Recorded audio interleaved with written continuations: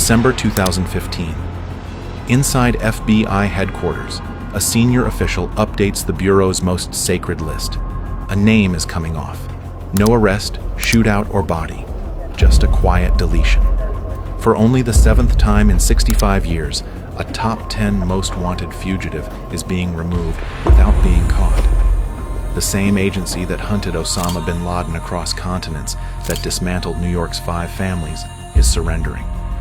The memo lands with bureaucratic calm. Subject resides in a country with no U.S. extradition treaty. The translation? We cannot get him. And here's the most unsettling part. He's not hiding in a bunker or a jungle.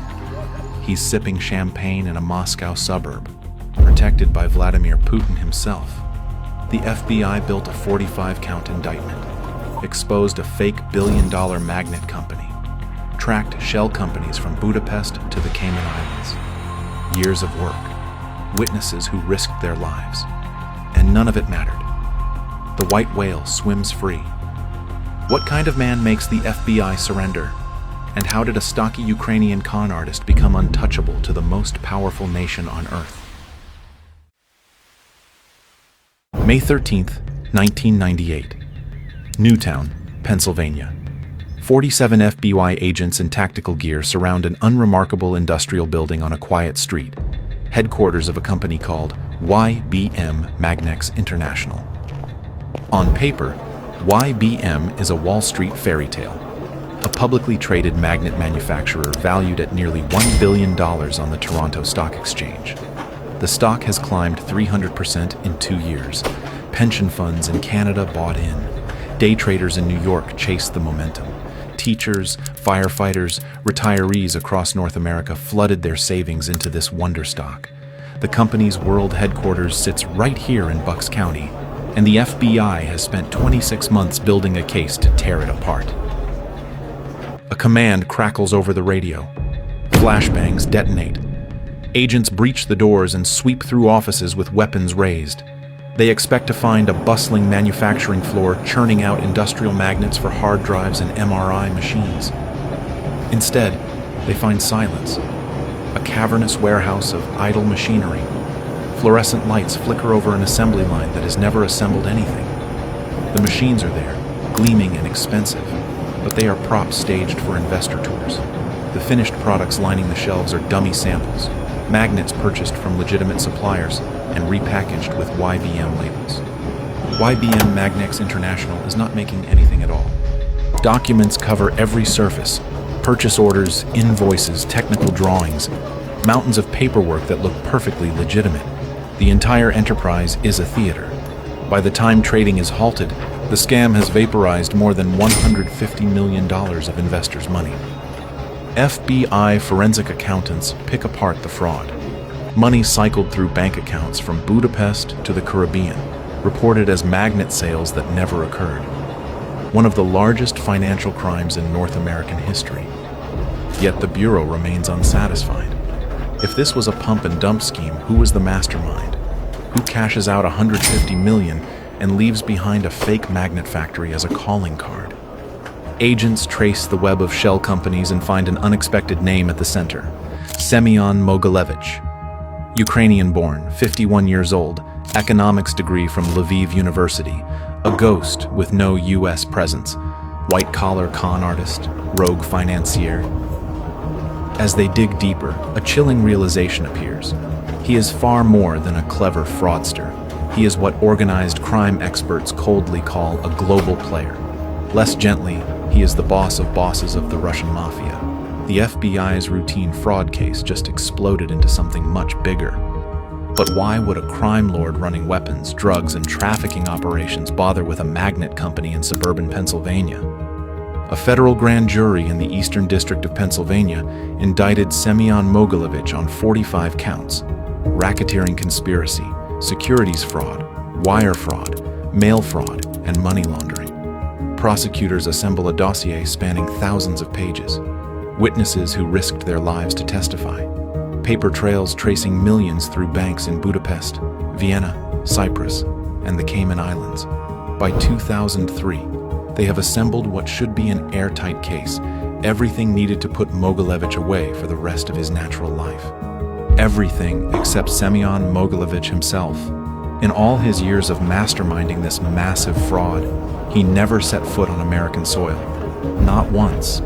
Every fax from YBM's Pennsylvania office routed through Budapest. Every phone call with executives was placed from Hungary or Russia. Every wire transfer orchestrated from abroad like a phantom conductor directing an orchestra he never joined. The Bureau has a 45-count indictment with his name on it, but they cannot slap handcuffs on a ghost who exists only as a signature on shell company documents. To prosecute him in a U.S. court, they need to physically get him into the United States. Extradition becomes their only hope, and that hope, as the FBI is about to learn, is fading by the minute. The agents thought they had caught a formidable fraudster. Instead, they have uncovered a shadow boss of international crime operating oceans away, beyond their reach. How do you catch a man who lives in a world without borders? And what made a crime lord whose empire spans continents decide to target American retirees' pension funds? Mogilevich's criminal empire did not start with billion-dollar frauds. It started with an old-school con in the 1970s Soviet Union, in the city of Lviv, Ukraine. Young Semyon, a stocky economics student with thick glasses and a gift for numbers, preyed on his own community. Jewish families desperate to emigrate to Israel or the West needed to liquidate their assets before the Soviet government would let them leave. Mogilevich offered to help, promising to sell their apartments, furniture, and heirlooms for fair market prices and wire them the proceeds once they arrived abroad. They trusted him. They handed him keys, deeds, and their life savings. Mogilevich pocketed everything. When those families arrived in Vienna or Tel Aviv with nothing but the clothes on their backs, they had no recourse. Many eventually settled in Brighton Beach, Brooklyn, forming the nucleus of what would become New York's Russian mob. Some remembered Mogilevich. Some would work for him later. He served 2 short prison stints in the Soviet Union for fraud and currency speculation, emerging each time with money, underworld contacts, and a hardened philosophy. Victims do not matter. Only power does. The scam was small, but the lesson was permanent. By the late 1980s, as the Soviet Union began its final collapse, Mogilevich saw his moment. He left Ukraine and relocated to Budapest, Hungary, a neutral crossroads between East and West where intelligence agencies, arms dealers, and criminals all converged in the chaos. There, he built his own syndicate from scratch, one that would operate on a different level than the street gangs and extortion rackets that defined organized crime. He recruited not just thugs, but ex-KGB officers and Afghanistan war veterans as his enforcers, men who had tortured prisoners in Kabul and felt nothing. These were not bodyguards. They were killers with military training who would not flinch at any order. He would destroy entire rival groups, recalls former mob insider Leonid Roitman, who later testified about Mogilevich's tactics to FBI investigators. First the leaders, then the new leaders who replaced them, until the whole group was gone. Mogilevich did not cut off the head of a rival organization. He burned the roots. Competitors who refused to submit simply vanished. Bodies surfaced in the Danube. By the mid-1990s, he was not just a boss. He was the boss of bosses, a criminal who operated with impunity across a dozen countries, while law enforcement in each one blamed another jurisdiction. But running street rackets was only the beginning. What happens when a man with unlimited violence and unlimited ambition decides to go corporate? His portfolio expanded with terrifying speed. He started with weapons trafficking. Mogilevich's network supplied everything from Kalashnikovs to surface-to-air missiles. Western intelligence services tracked shipments to African warlords and Middle Eastern militias. There were persistent whispers, never fully confirmed, of deals involving nuclear materials from poorly guarded Soviet stockpiles. Then he went with drug trafficking.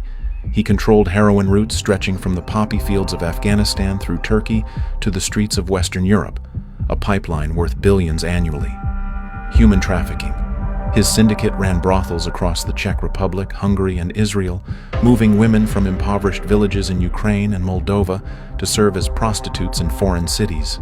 Finally, he masterized money laundering. His financial advisors, some with advanced degrees from Moscow's best universities, created Byzantine webs of shell companies to wash dirty money clean through bank accounts stretching from Cyprus to Gibraltar to the Channel Islands. Every new venture added a layer of armor. His wealth ballooned into the billions, making it easy to buy friends and influence. He accumulated at least a dozen known aliases and multiple citizenships. He was Semen Yukovich Telesh one day, Sergei Schneider the next, Hungarian one week, Israeli the next. He collected passports like other people collect stamps. He moved freely across borders, living in mansions in Budapest and dachas outside Moscow. No single police force could track all his movements. No single charge in one country could stop a man who could vanish into another. In the FBI's Philadelphia office, Special Agent Mike Dixon began to grasp the shadow they were chasing. He's a big man. He's a very powerful man. I think more powerful than a John Gotti could be, because he has the ability to influence nations. Gotti never reached that stature. The American mafia don could bribe judges and sway a borough. Mogilevich could pull levers that affected entire countries. Here is where natural gas appears. By the 2000s, Mogilevich had insinuated himself into Eastern Europe's energy trade. Through proxies, he became a hidden player behind a Swiss-registered firm called Rosukreenergo, the middleman for Russia's natural gas exports to Ukraine and beyond. Russia's gas feeds furnaces and power plants across Europe. Control the gas flow, and you have a chokehold on nations during a winter freeze. Mogilevich did not need to be a politician or a general to wield geopolitical power. He just needed to control a company everyone relied on, but few understood. With a phone call, he could turn off the heat in millions of homes. What kind of criminal makes himself essential to a superpower's foreign policy? If you find this story as disturbing as I do, consider subscribing.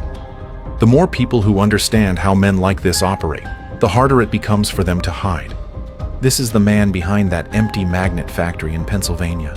A man whose power transcends the underworld and starts to rival legitimate states. The FBI's 45-count indictment now feels like trying to lasso a tornado. Mogilevich's empire is global, diversified, and cloaked behind layers of political protection that no RICO charge can pierce. Standard law enforcement playbooks will not be enough. To catch Mogilevich, they need the cooperation of foreign governments. They need him to slip up and travel somewhere within reach. They need a miracle. So they reach for their biggest lever, international exposure. If Mogilevich cannot be quietly extradited, maybe public pressure will smoke him out. It is time to write Semyon Mogilevich's name on the FBI's most infamous bulletin board. But would plastering his face across the world finally force him into the open, or would it reveal something far more troubling about who was protecting him? October 21st, 2009. FBI Headquarters, Washington, D.C. In a wood-paneled conference room, officials finalize a decision that will echo across international law enforcement. The 10 most wanted fugitives list is about to get a new name, one that few Americans can pronounce and fewer have ever heard of. Since J. Edgar Hoover created the list in 1950, it has maintained a 94% capture rate. 463 of 523 people listed have been apprehended or located. The list works because it turns every customs agent, every airline employee, every citizen with a television into a potential informant. When a fugitive goes up to that rogues gallery, the world takes notice. Borders become harder to cross. Airlines flag passports. Tips flood in from every continent. The heat becomes inescapable. Semyon Mogilevich's mugshot joins the ranks of notorious outlaws, his balding head and heavy jowls positioned alongside Osama bin Laden's gaunt face on the roster of America's Most Wanted. The Bureau publicizes the $100,000 reward on his head, later raised to $5 million. Press releases emphasize just how dangerous this man is. International con artist, boss of bosses of an Eastern European mafia super network, threat to the global financial system. In law enforcement terms, this is the nuclear option. They are pulling every diplomatic string, activating every partner agency from Interpol to the Royal Canadian Mounted Police, deploying every trick in the book to smoke Semyon Mogilevich out of whatever shadow he is hiding in. At first, there appeared to be a breakthrough. In January 2008, a year and a half before the top 10 listing, Mogilevich was unexpectedly arrested in Moscow by Russian police at an upscale restaurant. The charge seemed almost comically minor: tax evasion at a chain of cosmetic stores he owned. But there he was, in handcuffs, in custody, on Russian soil. The FBI's hopes surged. Could this be the opening they needed? Would Russia actually cooperate, perhaps in exchange for some diplomatic concession? Agents in Philadelphia and Washington knew it was a long shot. Russia had never shown any interest in helping America prosecute Mogilevich. But the mere fact that he was behind bars in a Moscow detention center was encouraging. Maybe the years of pressure, the Interpol red notices, the diplomatic cables were finally working. 18 months later, those hopes were brutally dashed. In July 2009, a Moscow court quietly orders Mogilevich released from jail. The official reason borders on absurd. A Russian Interior Ministry spokeswoman explains that the charges are not of a particularly grave nature, so investigators had no particular reason to keep him imprisoned. Not grave. The man the FBI suspects of trafficking guns, drugs, humans, and possibly nuclear material. The man whose fraud robbed North Americans of $150 million. Released because Russian authorities classified his case as no big deal. Mogilevich posts bail and walks out the door. Free. The FBI realizes something terrifying. Mogilevich is not just hiding in Russia. He is being sheltered. The top 10 listing, the publicity, none of it made a dent. Moscow either does not get the memo or does not care. The very next month, as the FBI is adding him to the most wanted list with great fanfare, Mogilevich is reportedly settling back into life in Moscow, dining at upscale restaurants as if nothing happened. International pressure was supposed to make him persona non grata. Instead, it barely ruffled his feathers. Inside the FBI, frustration gives way to cold realization. The usual formula, making the world too hot for the fugitive to hide, is not working. Mogilevich's name on a wanted poster does not scare a government that willingly set him free. Why would Russia protect a mob boss? Why thumb its nose at a US indictment and an Interpol red notice for this man? The answer has nothing to do with lack of evidence or lack of effort. It has everything to do with power. What did Mogilevich give the Kremlin that made him worth protecting from the full weight of American justice? To understand the invisible barrier the FBI keeps slamming against, consider the timing of Mogilevich's rise. He built his empire in the 1990s, the wildest and most lawless decade in modern Russian history. The Soviet Union had just collapsed. State assets worth hundreds of billions were being privatized, often to whoever had the cash or the connections to grab them. Organized crime groups and former KGB officers were indistinguishable in many cases. And in St. Petersburg, a mid-level ex-KGB officer named Vladimir Putin was serving as deputy mayor, cutting deals with businessmen of questionable background, getting a crash course in how organized crime could intertwine with politics, commerce, and state power. Putin's later rise would be built partly on mastering that gray zone. Mogilevich, with his immense wealth, his international banking networks, and his ability to move money and goods across any border without attracting attention, was exactly the kind of figure who could prove useful to ambitious men in that world. He was not a patriot. He was not an ideologue. He was a tool, a very expensive, very effective tool that could be deployed when the state needed things done that the state could never officially do. Years later, curious evidence of that utility emerged. In 1999, a Ukrainian presidential bodyguard named Mykola Melnichenko began making secret recordings of President Leonid Kuchma's private conversations. The tapes, later authenticated by US intelligence, captured hundreds of hours of candid discussions. In one leaked snippet, a voice identified as Kuchma casually mentions that Mogilevich has a good relationship with Putin. The implication was clear. This was not just street gossip. This was coming from a head of state who would know. Around the same time, ex-FSB agent Alexander Litvinenko, who had defected to Britain and was cooperating with British intelligence, made claims that Mogilevich had been an informant and asset for the KGB since the 1980s, continuing his relationship with its successor agency, the FSB.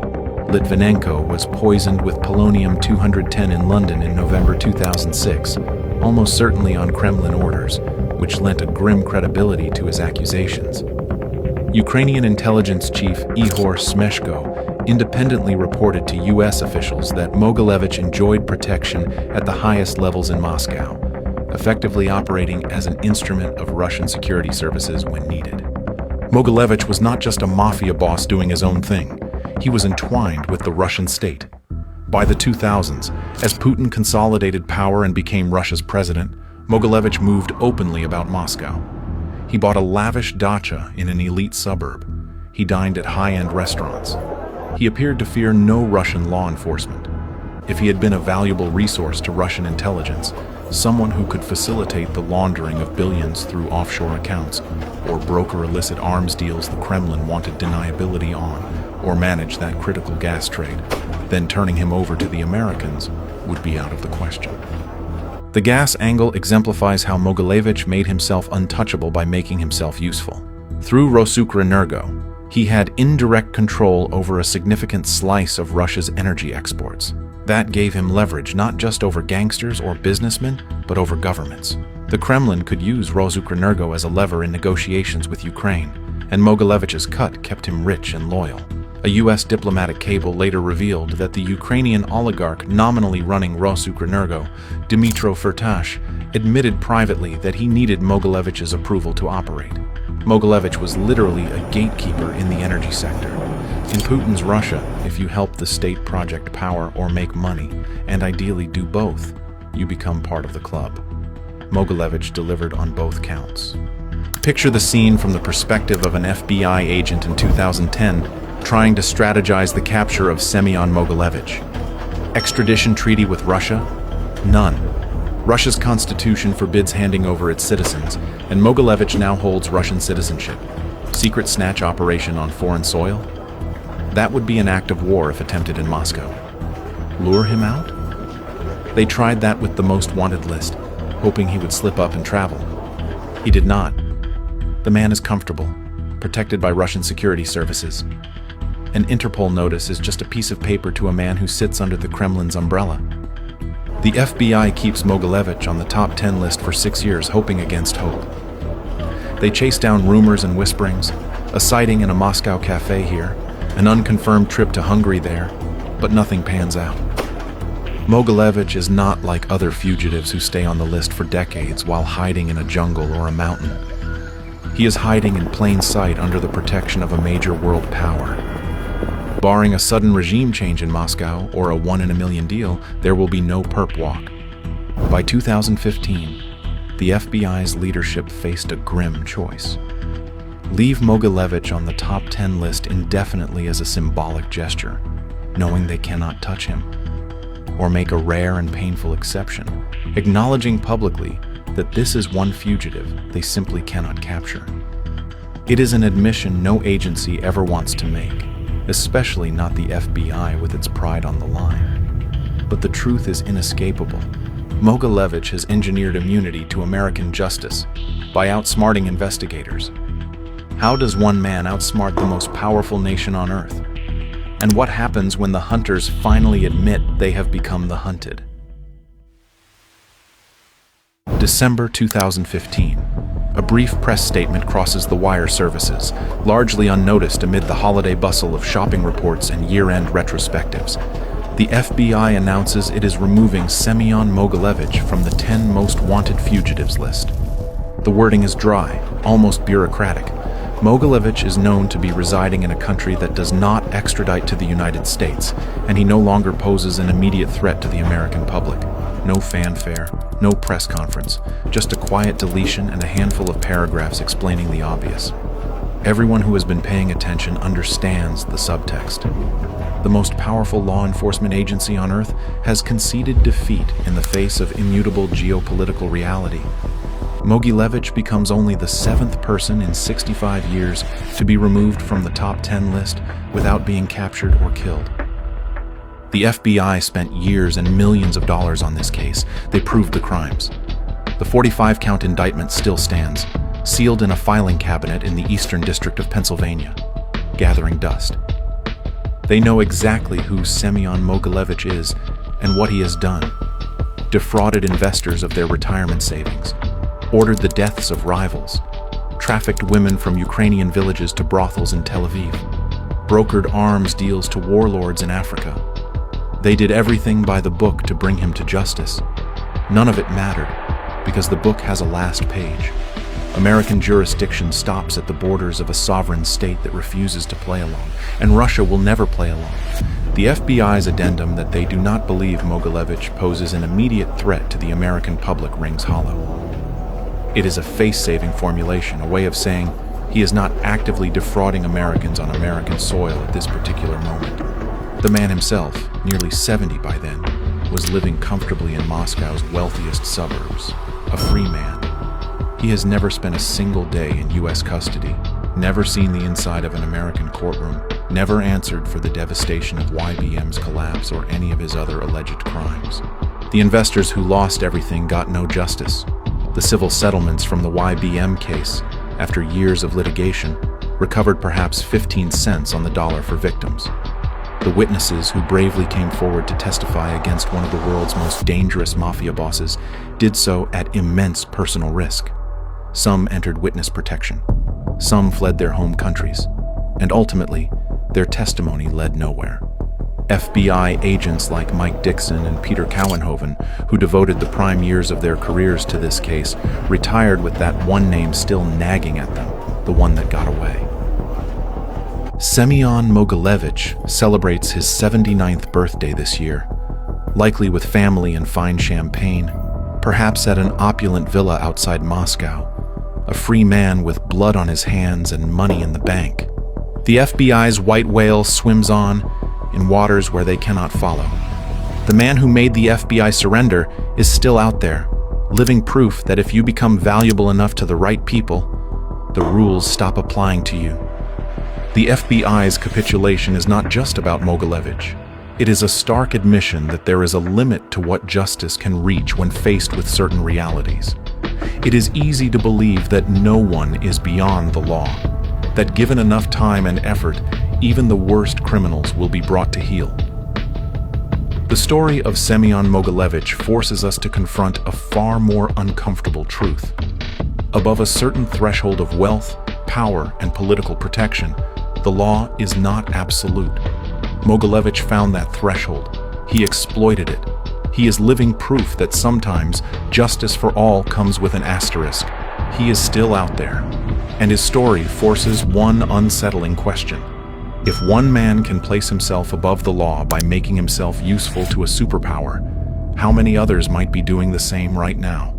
You might remember El Chapo, another figure who seemed untouchable for decades. The difference? Mexico eventually broke. Russia never will. And that difference is the reason Semyon Mogilevich remains free while El Chapo rots in a Colorado supermax.